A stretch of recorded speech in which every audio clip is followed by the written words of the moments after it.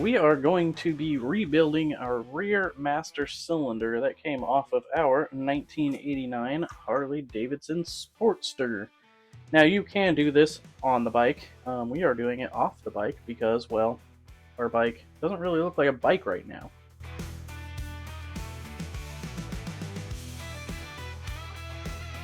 But for starters, we can go ahead and remove this banjo bolt here, get it out of our way. And then we can take a 1/4 inch socket and get this cap off, get that out of our way as well.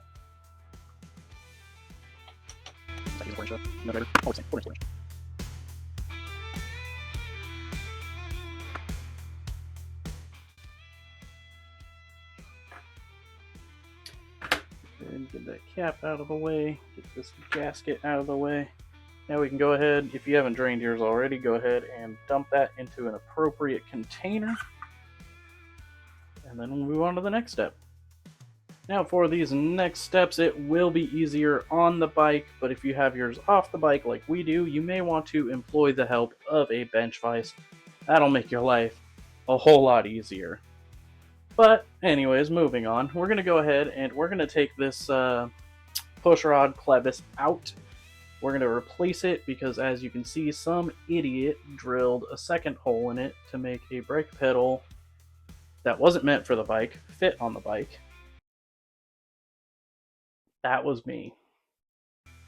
But to get that out is pretty easy. We're just going to take a 7/16 wrench and a pair of pliers will help if this, you need to break it loose or whatever. This one fits in there a little tight. But just go ahead and get that guy out of there. As I said, we are going to be replacing ours. If yours is in good shape, pay mine to not mar it up or anything.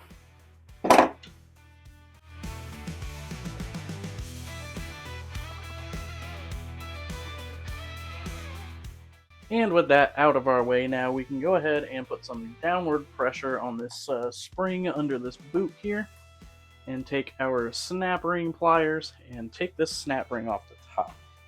Now be careful.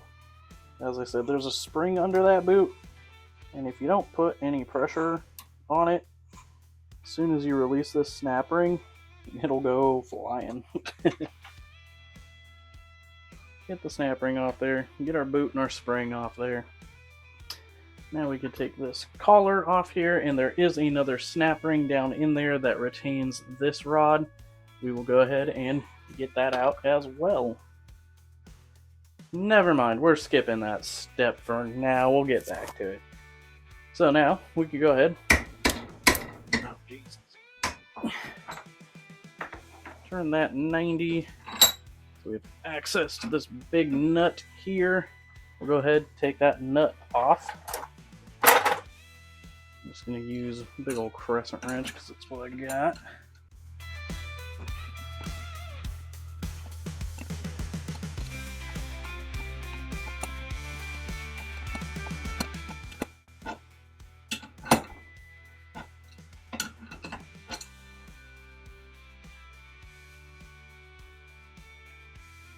Go ahead and get that guy off there.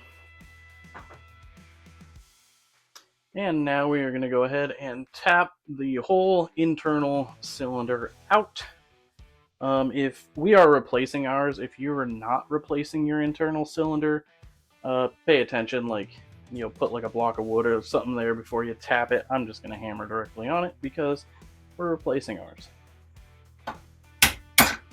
And it'll come out just like so. Now we can take the body and we're going to run ours through the parts washer, get it all cleaned up and looking good. But we can move on to the internal side of things. And now with our internal cylinder out, we can go ahead and get that C-clip that I was trying to get to earlier. You can see it's a whole lot easier to get to now that that's out. Yeah, go ahead, take that C-clip off because we do need this push rod. We are going to be replacing this whole cylinder. You can see ours is pretty haggard looking. You can clean these up and replace the O-rings, but I just went ahead and got a whole new cylinder for mine.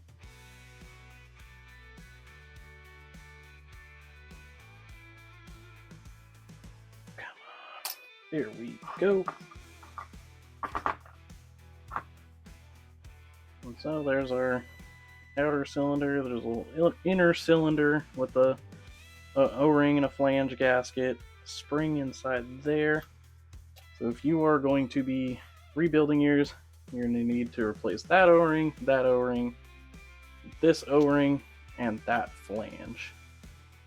And then just reassemble it all the way it came apart. Put it back in your master cylinder body. But since ours is pretty crunchy and gross, we're just replacing the whole thing.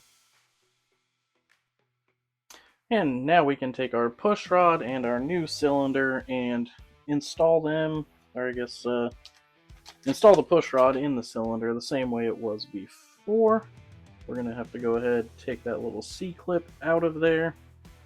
Come on, focus. Let's take that C-clip out of there, insert the rod, put the C-clip back, and then it'll be ready to install in our new, or I guess not new, but freshened up master cylinder body.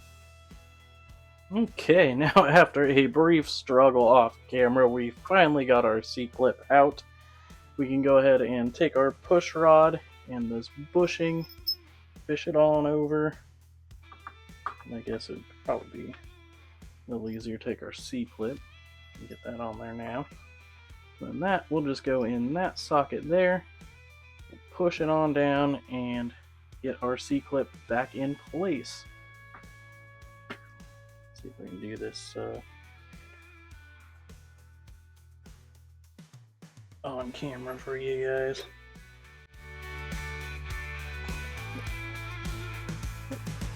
Let me do this better. Okay. Start this again.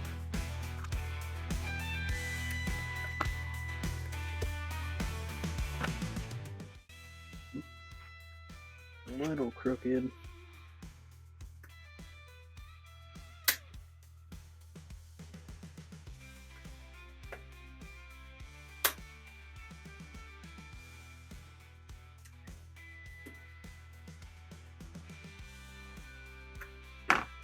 There we go. Now it's in. Now we can go ahead and reinstall this whole thing back in our master cylinder body. And with our body and other parts fresh out of the parts washer, we can go ahead and start reassembling. Now it's all going to go back together the same way it came out. I will say you're going to want to take some silicone grease and lightly grease these O-rings. Ours is brand new and came pre-greased, so we are good there. That'll just insert into there. And then you'll have to line up the end because it is a square cut. You have to turn it a little. Get it in there.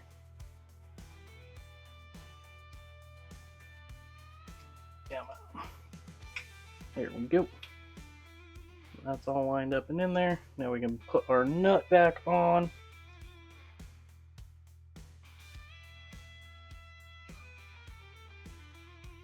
We'll have to chuck it back up in the vise to properly tighten that.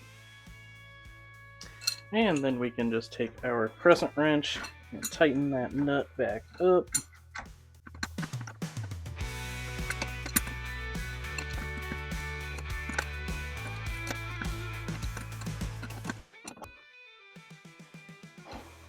Should be plenty tight there. Now we can take this, flip it over 90 again, and get ready to reinstall our collar and spring and boot and washer and C-clip and all that other fun jazz. We'll go ahead, put our collar back in, put our spring and dust boot on. Now I will say, this is a whole lot easier if you have a pair of needle nose vice grips on hand. Go ahead and get this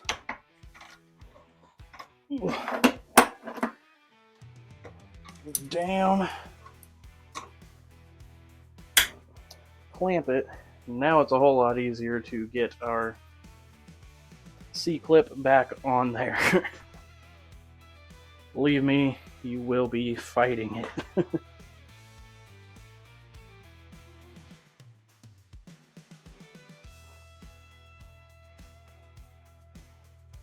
With our snap ring pliers. I keep saying C-ring or C-clip. This is actually a snap ring. Now that that is on, go ahead and get our vice grips out of there.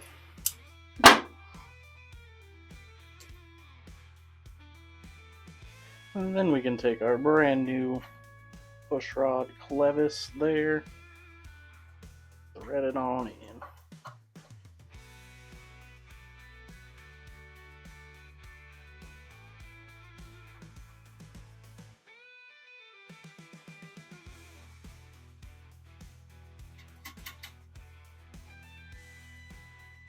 And with that, we are basically done. If yours is still on the bike, you can go ahead and fill that up with fluid and bleed it out. Ours is not on the bike, so we are not going to fill it with fluid.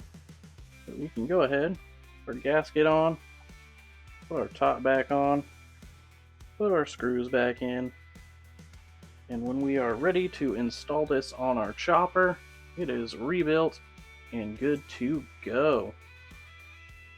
We know it's going to work a lot better than the old crusty internals did. And there you have it. That is how you rebuild a rear master cylinder from an '89 Sportster. And it should be the same from like, oh, I'll have to look it up. I know I'm going to botch this. I know for sure it's going to be the same from like 86 to 03, but it's probably the same from like 1970 something to 2013 or something ridiculous. I'll look it up. I'll put it across the bottom here for sure so you know. But that's how we do it. It's super simple. It takes about 10 minutes. It's really not that bad. It'll probably take you longer to bleed it out than it does rebuilding it. Anyways, thanks for watching. We'll link all our parts down below so you can use them too. We appreciate each and every one of you. Thanks.